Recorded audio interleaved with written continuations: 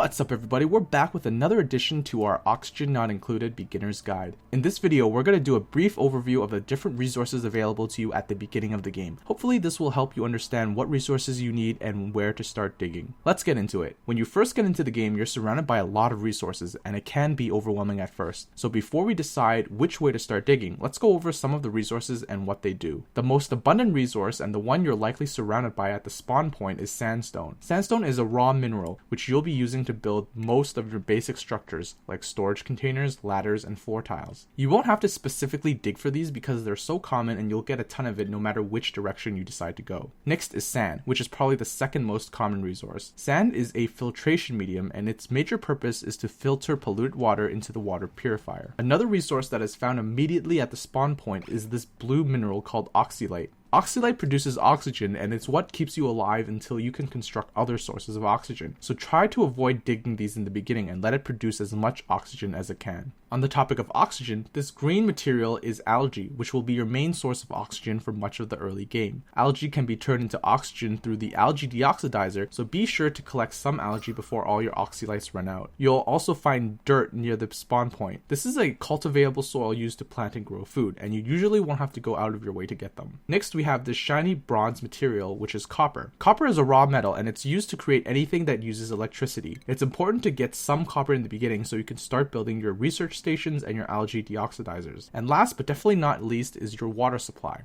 Water is used for many different things, including creating food from the microbe musher, keeping your duplicants clean through lavatories and showers, and it can even produce oxygen once you unlock the electrolyzer. Now that you know what your basic resources are, we can start digging. In this specific map, everything can be easily accessible except for copper. And since I will be using copper relatively early, I want to be digging down towards it. In the process of trying to get copper, you can see that I'll be able to collect all the other resources as well. Usually the two resources you want to start digging towards first is algae and copper, as you'll need both early on and they can both spawn some distance away. One thing you also need to keep in mind is that water might not always be this close to your starting location, so try to dig towards water after you've gotten your algae and your copper.